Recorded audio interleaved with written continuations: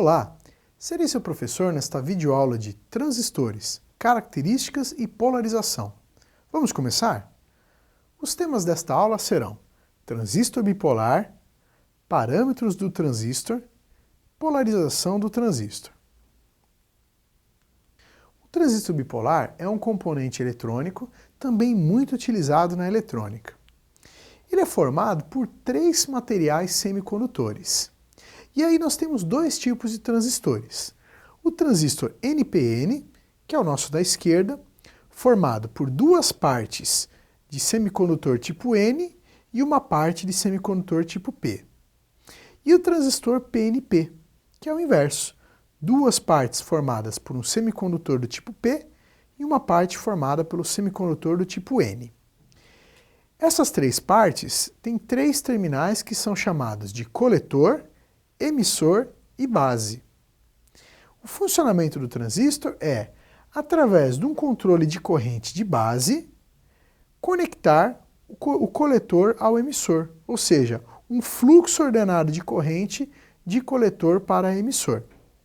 Portanto, a gente pode imaginar que o transistor é como se fosse um diodo, mas para que esse diodo entre em condução, é como se nós tivéssemos uma válvula que fizesse o controle desse fluxo.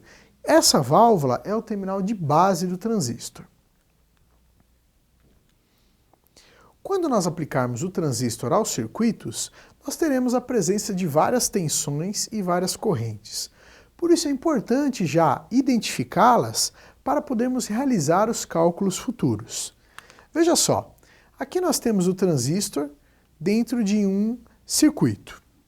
Percebam que no terminal de base do transistor, aqui à esquerda, nós temos a corrente de base, que está no sentido de entrada do transistor.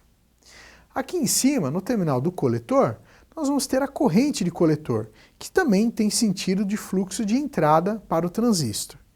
E então, aqui embaixo, no nosso terminal de emissor, nós temos uma corrente saindo do transistor. Percebam que o transistor tem uma seta para fora. Esta seta para fora indica que o transistor é do tipo NPN.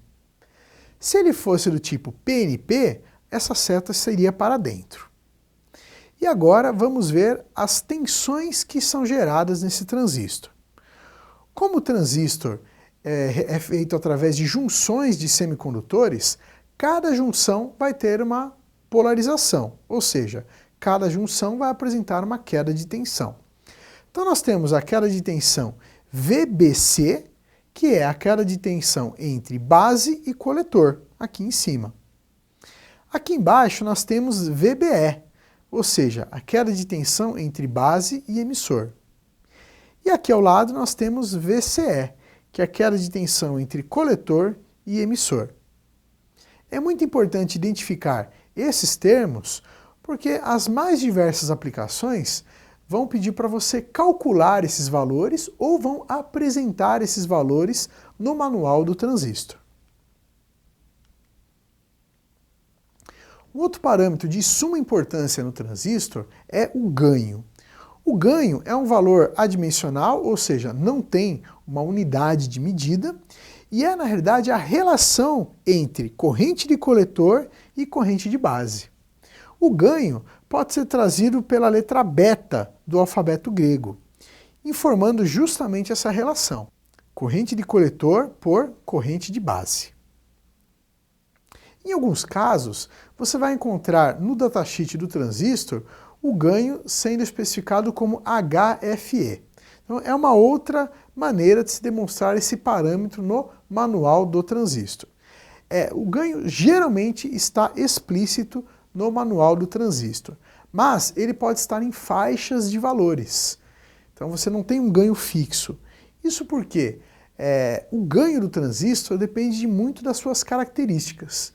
Por exemplo, algo que interfere drasticamente no ganho do transistor é a temperatura. Ou seja, conforme eu tenho variação de temperatura ambiente, eu tenho uma variação de ganho do transistor. Então, muitos datasheets apresentam o valor mínimo e o valor máximo do ganho do transistor. Após essas características, vamos pensar agora na polarização do transistor, ou seja, como colocá-los em circuitos para que eles estejam em funcionamento. O primeiro método que nós vamos ver é a polarização da base por corrente constante.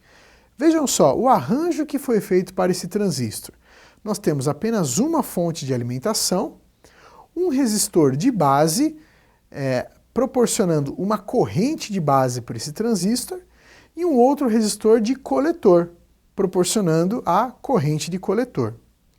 Percebam que aqui ao lado nós temos as fórmulas para calcularmos esses valores, levando em consideração parâmetros que devem ser conhecidos no circuito ou no manual do transistor.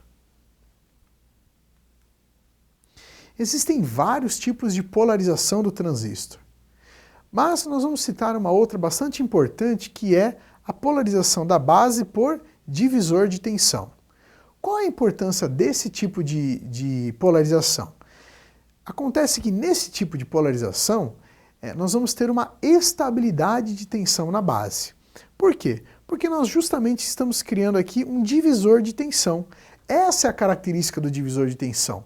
Neste ponto aqui de derivação entre RB1 e RB2, nós vamos ter uma estabilidade de tensão. Essa estabilidade é algo muito importante para a polarização do transistor.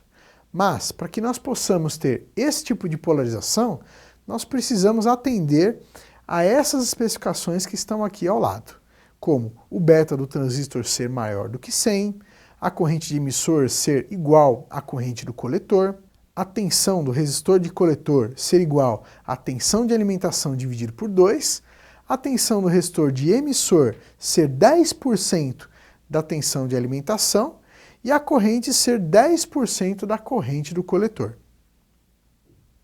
Nós separamos alguns links para você conhecer mais sobre o assunto desta videoaula. Não deixe de acessá-los em seu ambiente virtual. Estou deixando um link sobre características do transistor, esse componente que é vastamente utilizado na eletrônica, então certamente você vai conhecer muito mais características através deste vídeo. E um vídeo sobre polarização do transistor, para que você possa especificar a melhor maneira de polarizá-lo para aplicá-lo nas diversas aplicações da eletrônica. Bom pessoal, espero que esteja claro o assunto transistores, características e polarização.